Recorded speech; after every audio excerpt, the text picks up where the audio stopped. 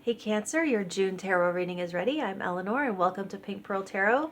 Your main themes are from the Talisman Oracle, you have healing energy, and then from the Flower Therapy deck, you have balanced friendships, Gabura Daisy, and it says your friendships work best when there's an equal share of giving and receiving.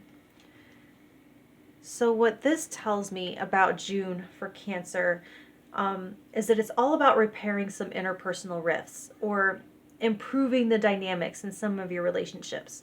So this can mean building bridges, forgiveness, apologies, or for a lot of you, it's renegotiating what things look like between you. Like I look at this tree and I think as people grow and change, their relationships have to do that with them if they're going to survive. So this could be a month of reconciliations with better boundaries for the future. And this is mostly because of the work that you're doing on yourself to seek out and contribute to more harmonious exchanges of energy. In particular, healing that part of yourself that drives you to overgive and accept too little. So that is the first question we're asking, is something for Cancer to look at as to why they do that. And we have the Three of Wands in reverse. This is Jim and his business athlete, if you remember from The Office. So it's a fear of failure causing some sort of contraction in you. I just see like a plum shriveling into a prune. There's a deflation. So there could be a fear of the connection or a connection not growing. And if you could just somehow give enough to it, it would. It's like as though there's a requirement of a certain amount of energy that has to be reached. And it doesn't actually matter the ratio of which side it comes from. So you would just go all in if it would help it reach that amount. Does that make sense? So there's a drive to deplete your life force with the expectation that the relationship that was given life by it will return that life force to you. To put it more generally, there's an expectation of return that hasn't been forthcoming. And I also see with this a fear of not meeting the expectations of others, a fear of letting people down. So the question coming through with that is, have you been so worried, too worried about letting other people down, that you've allowed them to let you down to the point of resentment?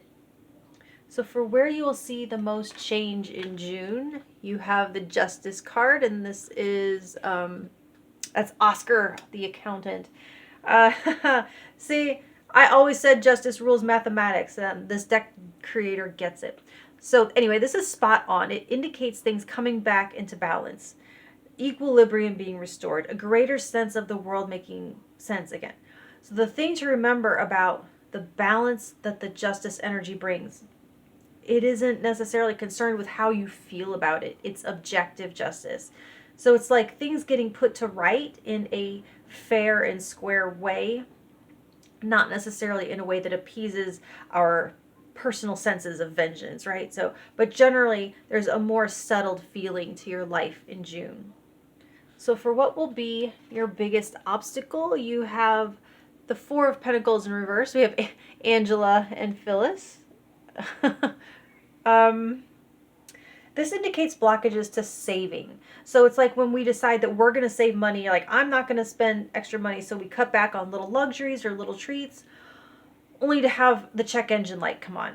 I mean, that's just an example, but generally you might just find it difficult to conserve at this time. For others of you, it's not necessarily outside demands like things going wrong or big expenses. It might be just that you don't like it and you have a hard time with it, being conservative with your resources.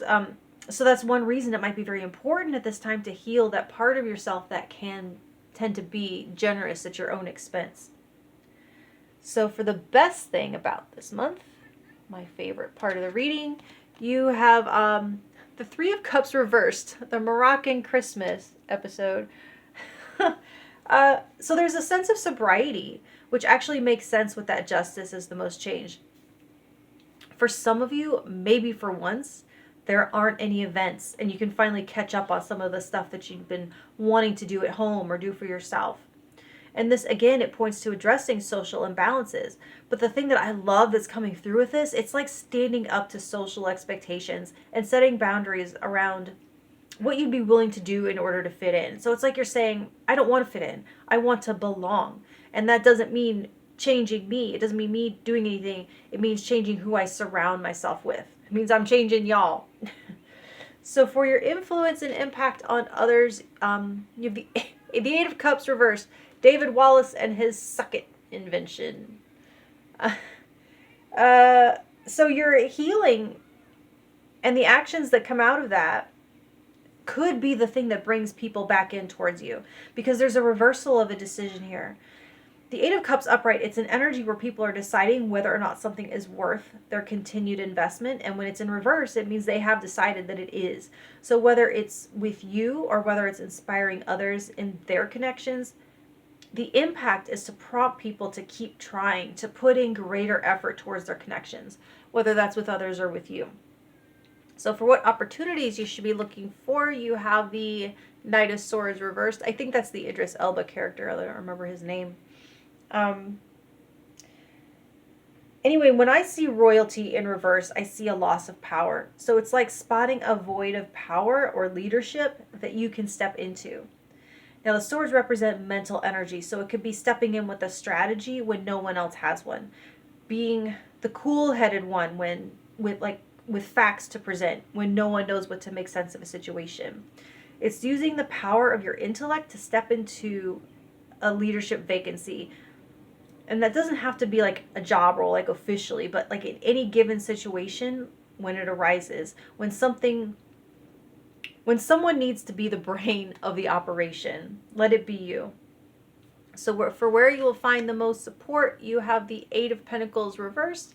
That's Phyllis and Karen getting their makeover so they can go sell paper. Your greatest support is going to be from outside of work. It's going to be breaking your routine. It's going to be coming at things from a different way.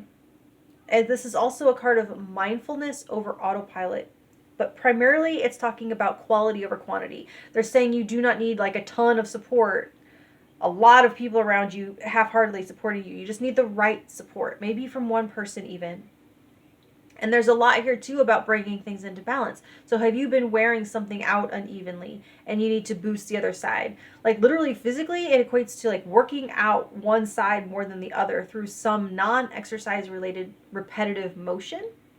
So that person would need to support themselves by working the other side intentionally. So now apply that to other physical things like tools, appliances, or whatever else you use in your daily life, having to be intentional about wearing things evenly. So for your self-care directive, you have the Lovers, Pam and Jim. Not everyone's favorite, but still. So the most important relationship to heal imbalances in might be your romantic partnership if you have one. The quality of our relationship to our primary person has a huge impact on our well-being. But here's where people get confused, because we just got done talking about not overgiving and reaffirming boundaries. So someone's first thought might, when they hear that, might be that as an act of self-care is to pour into the romantic relationship more so that it will grow and in turn take care of our well-being. And that's not what it's saying. It's talking about repairing the imbalances. It's working towards better parity as an act of self-care. Now, for some of you, it might just mean more quality time with your sweetie. Now, if it's not referring to romantic partnership, then it's talking about working on your own inner alignment and balance, which I feel has already been brought up here a few times. So where does your self-care routine lack nurturing? Is there something you're really good at doing yourself, but there's another aspect of yourself getting deprived or starved? So pour into that this month. Give that the extra attention. The shriveled flower that needs the water. Your inner harmony directly creates outer harmony. So they're wanting you to prioritize yourself also, just as you would a lover. If you've come to a place where there's things that you're doing for others but not yourself, it's time to reverse that. So that's what I have for you, Cancer. Much love, and I'll talk to you next month. Thank you.